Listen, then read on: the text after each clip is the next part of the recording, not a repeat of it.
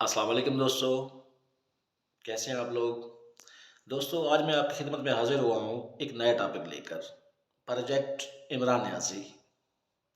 दरअसल ये मेरे पिछले व्लॉग का ही अगला हिस्सा है, इस पे बात करना बहुत ज़रूरी था, तो इसके लिए मैं आपके पास हाज़िर हुआ हूँ। मेरा व्लॉग सुनने के बाद आपने अपने कमेंट्स का इज़हार ज़रूर करना है, अपने ख़यालात का इज़हार कमेंट बॉक्स में करना है। और उसके अलावा मेरा एक चैनल है इंसानियत ज़िंदाबाद के नाम से यूट्यूब पे, उसे भी सब्सक्राइब करना है, लाइक करना है। Thank you. तो हम आगे बढ़ते हैं। हमारा आज का टॉपिक है प्रोजेक्ट इमरान न्याज़ी। जी हाँ जी, सबसे पहले हम जो शुरुआत करते हैं इसकी हकीम सईद की किताब से।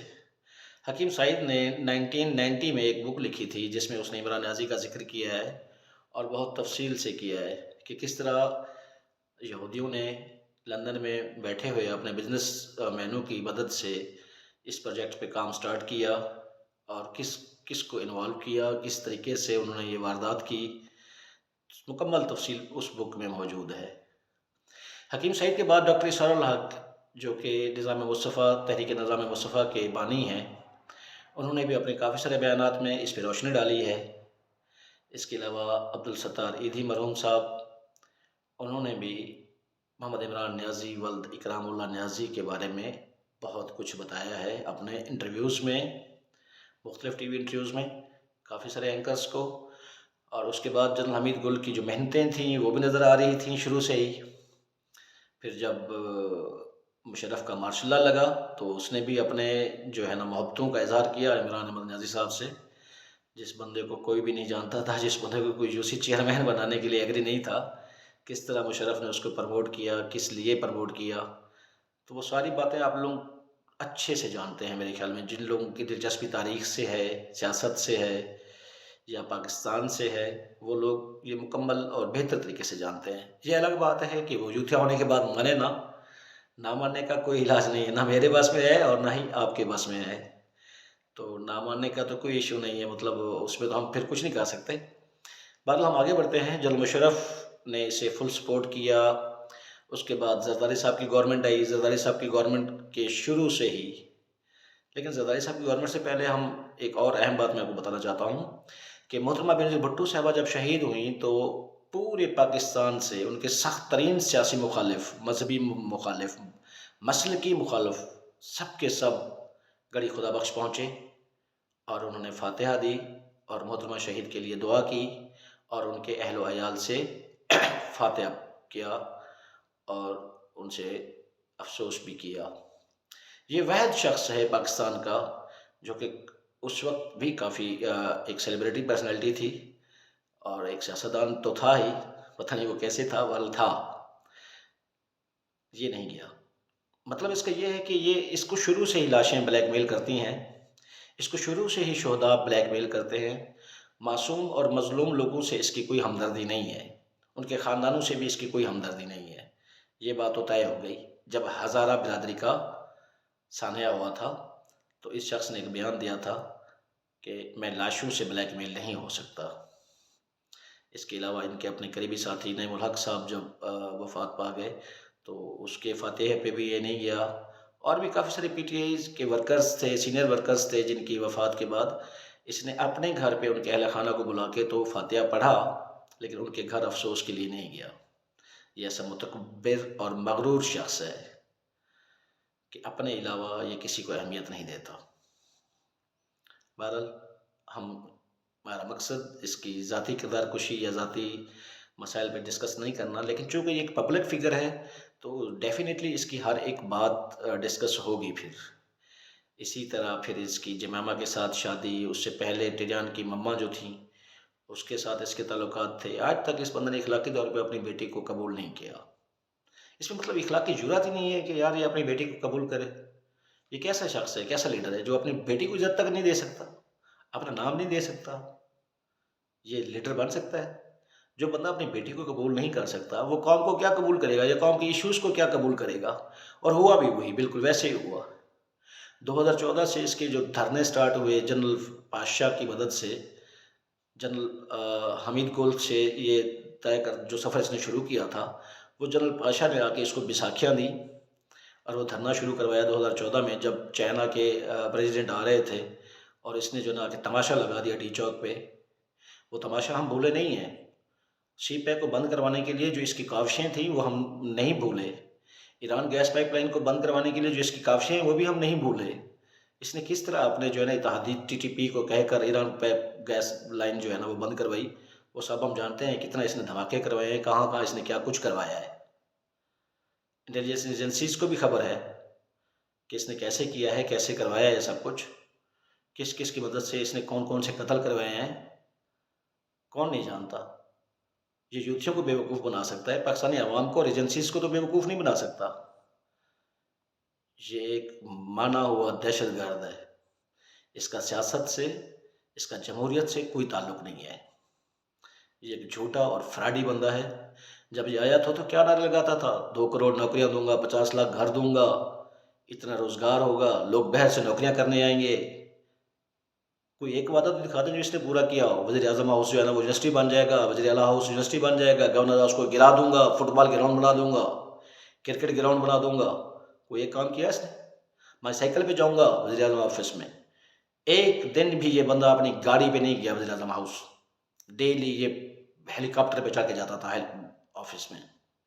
किससे खतरा था इसको? टीटीपी के साथ इसके अच्छे ताल्लुकात थे। लश्कर जंग भी इसके साथ इत्तेहादी है। एमक्यूएम वाले इसके साथ बैठे हुए हैं।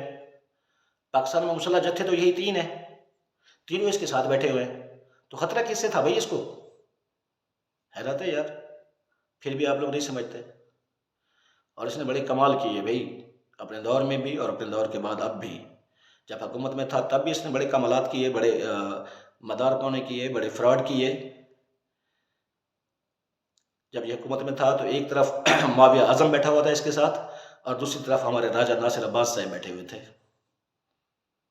एक तरफ औरंगजेब फारूकी बैठा होता था चेयर के, दूसरी तरफ जो है ना शहनशाह नकवी साहब बैठे होते थे।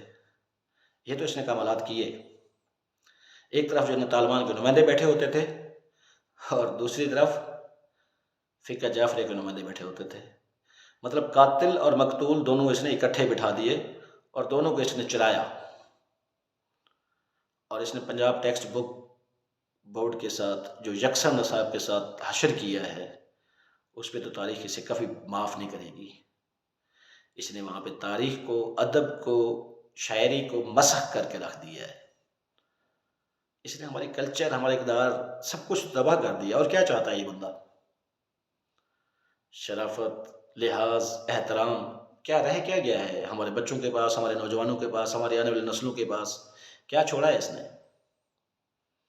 अब जो है ना इसका एटॉमिक पावर्स के बारे में, एटॉमिक प्रोग्राम्स के बारे में प्रोपेगेंडा जारी है कि मौजूदा हुकूमत जो इसकी तबाहियों की वजह से मुल्क को बचाने के लिए आई थी, जो इसके किए हुए फैसलों को संभालने के लिए आई थी कि किसी तरीके से मुल्क बच जाए, अपना सियासी नुकसान करके, अपनी सियासत को ख़त्म करके वो लोग आए हैं और इतनी कोशिश कर रहे हैं, इतनी मेहनत कर रहे हैं, उनके खिलाफ इसका प्रोपेगेंडा जारी है। बजाय अपनी गलतियां कबूल करने के, उल्टा जो है ना उनको कसूरवार ठहरा रहा है। ये कैसा शख्स है? मतलब क्या चाहता है ये चाहता है जब मैं हूँ हुकूमत में तो सब ठीक है, अगर मैं हुकूमत में नहीं हूँ तो फिर फौज भी गलत है, फिर इदारे भी गलत है, फिर सब कुछ गलत है, फिर अपोजिशन भी गलत है। हैरत है यार, ये कैसा बंदा है भाई? हमें तो समझ नहीं आ रही इस बंदे की। ये बंदा सिर्फ अनारकी चाहता है, खाना जंगी चाहता है, फसाद चाहता है, फितना चाहता है। यार आप लोग खुद सोचो, थोड़ा सा भी आप लोगों में वो नहीं है, सेंस नहीं है। मतलब आप लोग सोचने समझने की सलाहियत से बिल्कुल वो आ रही हो क्या हो? पोपट तो नहीं बन गया आप लोग, कठपुतलियाँ हो क्या, रोबोट्स हो? मतलब जिसको वो चाबी देता है तो वो चलने लग जाते हो आप लोग। जो बंदा तहरीक तहरीक इंसाफ में आ जाए वो धुल जाता है, वाश हो जाता है, बिल्कुल वो ज़बरदस्त हो जाता है, गुड हो जाता है। जो बंदा तहरीक इंसाफ छोड़ दे वो बंदा गलत है, बुरा है, गंदा है। जो बंदा आपके इमरान न्याज़ी की तारीफ़ कर दे वो बंदा अच्छा है। जो आपके इमरान न्याज़ी की तनकीद कर दे तो वो उसकी तो तुम लोग माँ बहन एक कर देते हो, गालियाँ देते हो उसे। क्या है मतलब? वो कोई मासूम है, कोई अल्लाह माफ़ करे, अस्तगफिरुल्लाह, तौबा नौज़ुबिल्लाह, वो कोई रसूल है, कोई नबी है जिसके बारे में कुछ भी नहीं बोला जा सकता, जिसके खिलाफ कुछ नहीं बोला जा सकता, जिस पे तनकीद करना कोई अल्लाह माफ़ करे, अल्लाह ताला की तरफ से जुर्म करार दिया गया, कोई आयत आई है, कोई वही आई है इस पे? क्या हो तुम लोग? समझ नहीं आ रही। पता नहीं हमारा माशरा, हमारे ये यूथ, हमारे नौजवान किस तरफ जा रहे हैं और क्या चाह रहे हैं। खुदारा ऐसा नहीं करें, ये फ्रॉडी है। ये 21वीं सदी का सबसे बड़ा फ्रॉडी है, बहुत बड़ा फ्रॉड है। इसने 4 साल दौरे हुकूमत में कुछ भी नहीं किया, और खुदा ना खास्ता अल्लाह ना करे अगर दोबारा भी इसकी हुकूमत आ गई तो जो बचने की उम्मीद है इस मुल्क की, इस वतन की, वो भी ख़त्म हो जाएगी। तो खुदारा होश के नाखुन लें। ये बंदा दहशतगर्दों का हामी है, ये एक दहशतगर्द विंग का सरबराह है, ये यूरोपियन कंट्रीज़ की इस्तेमारी ताकतों की एक कठपुतली है, इसके अलावा कुछ भी नहीं है। तो काइंडली इससे बचें, अपने औलादों को बचाएं, अपने बच्चों को बचाएं, अपने मुल्क को बचाएं, अपने कल्चर को बचाएं, अपनी तहजीब को बचाएं। अब देख लें मौजूदा जो हालात चल रहे हैं ये क्या कर रहा है, इसके मकासद क्या हैं इस तरह की हरकतें करके। पर्सनल सिक्योरिटी रखी हुई है, टीटीपी को बुलाया हुआ है, फितना फैलाया है मुल्क में, रोड्स बंद किए हुए हैं, अदालतें बंद की हुई हैं, अदालतों पर चढ़ दौड़ता है, 3-3, 4-4 हज़ार का जत्था लेकर ये कानून के साथ, रियासत के साथ खेल रहा है। ऐसे होते हैं डेमोक्रेटिक लोग। इसको डेमोक्रेसी का पता ही नहीं है बेचारे को। कभी ये ईरान की निज़ाम की मिसालें देता है, कभी चाइना की निज़ाम की मिसालें देता है, कभी जो है ना ये अमेरिकन सिस्टम की मिसालें देता है, कभी ये यूरोप को रोल मॉडल बनाता है। इससे बोलो भाई किसी एक निज़ाम पे तो अटको। कभी ये कहते हैं मैं 18वीं तरमीम ख़त्म कर दूंगा, कभी ये कहता है ये आइन गलत है, कभी ये कहता है मैं सदारती निज़ाम लेके आऊँगा। भाई कौन सा निज़ाम चाहता है, पहले ये तो क्लियर हो। ये बंदा ये कुछ भी नहीं चाहता, ये सिर्फ इक़्तिदार चाहता है, ताकत चाहता है, इसके अलावा इसका कोई मकसद नहीं है। तो काइंडली मैं आप लोगों से हाथ जोड़ के दरख्वास्त कर रहा हूँ, अपने बच्चों को, अपने आने वाली नस्लों को महफूज रखो इस फितने से। मुझे तो ये दज्जाली फितना लग रहा है, इस दज्जाल से महफूज रखो। ये कोई जिहाद नहीं कर रहा। कभी इसका टॉपिक या जब है भाई, स्टेज पे आता है, हज़ारों बच्चे सामने नाच रहे हैं, नाच गाना हो रहा है पहले, उसके बाद ये साहिब बहादुर आते हैं मुल्ला साहब, पहले उनको फ्लाइंग किस देते हैं सब बच्चों को, उसके बाद ये उसी नाच गाने के दौरान ही पढ़ते हैं इय्याका नअबुदु व इय्याका नस्तईन। इसके बाद फिर वो जो सामीन है सामने खड़े हुए, जो कठपुतलियाँ हैं इसकी तरह ही फॉलोवर्स हैं उसके, वो नाचने शुरू हो जाते हैं। ये कैसी रियासत मदीना बना रहा है भाई, ये कौन सा खलीफतुल मुस्लिमीन है, ये क्या कर रहा है। ये कभी अमर बिल मारूफ व नही अनिल मुनकर का नारा लगाता है, कभी ये हकीकी आज़ादी का नारा लगाता है, कभी उसका अमरीकी आज़ादी का बयाना बन जाता है, कभी इसका साइफर ये उछलना शुरू हो जाता है। पता नहीं ये क्या चाहता है। ये कुछ भी नहीं चाहता, ये सिर्फ इक़्तिदार चाहता है, ताकत चाहता है। ये बंदा ताकत का रसिया है, इक़्तिदार का भूखा है, और कुछ भी नहीं है। और ये नौजवानों को मिसयूज़ कर रहा है। नौजवानों से दरख्वास्त है कि वो अपने स्टडी पे तवज्जो दें, पॉजिटिव सियासत करें, सियासत में ज़रूर रहें।